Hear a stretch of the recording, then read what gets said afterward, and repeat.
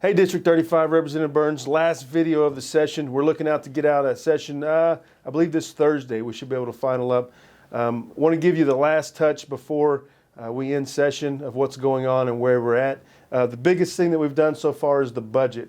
I know it took a while to get it out and a lot of compromising going back and forth, and you may have seen the press conferences and things, but we eventually compromised and came a deal with, which I think is a great budget. Everybody gave a little bit, and I think every Oklahoma wins here.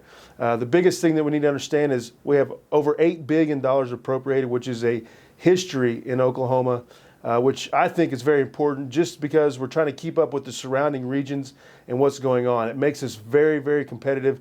If we don't put money into our economy and building things, we're not going to be able to maintain with the other surrounding states. So I think that's very big. Secondly, we didn't have to raise any new taxes, which last year a big tax increase. So this year we didn't have to do anything.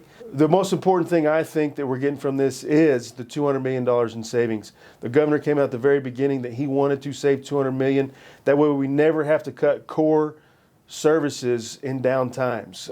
With this $200 million, it puts us at a great place. Rainy day fund, we're getting our funds back and we're saving it. We're getting a lot of heat over that. But I think it's very important that we understand if we don't save for the future, we're not being good statesmen. I think it's important to understand that. A few things in the budget that I want to point out is the increase. Everybody got increased here. You can look at education, got a 5.1 increase. Transportation got a 1.6 increase. Human services got a 2.5% increase. We got an increase all around, which is very, very important for everybody to get back to where we are. One of the big things and the priorities of the House this session was education. Stay on track to where we've been going to get us back to where we were, and we're getting there. We surpassed 2008 numbers, which is awesome. Over the past 2 years, we've had a 26% increase in education funding, which is super important for our growing education in this state. Overall, Common Ed got $157 million.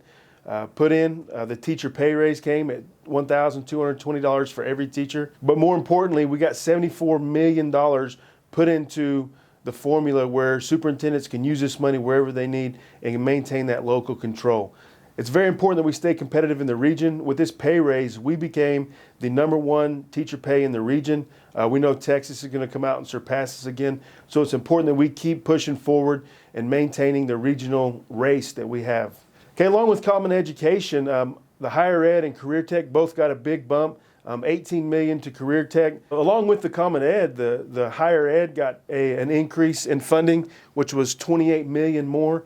It's important that we keep pushing these along with Common Ed.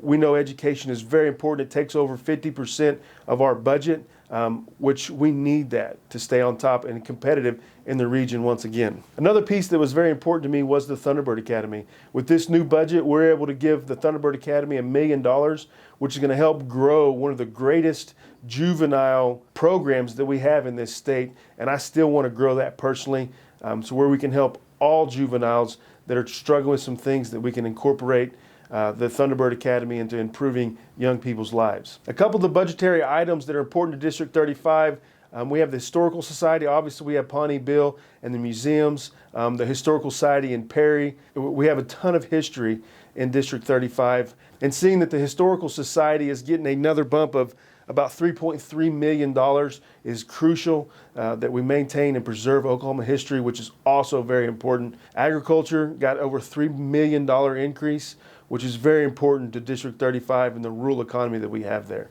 Another big concern was state employee pay raises. Although we gave teachers a big pay raise, one of the House's priorities was everybody, all state agencies get a pay raise, particularly the Department of Correction. The officers that work behind the walls and put their lives on the line, hats off to you. We got a $2 pay raise. We got DOC approximately $31 million more, which would be a 5.7 increase. We all know the state of the Department of Corrections in Oklahoma.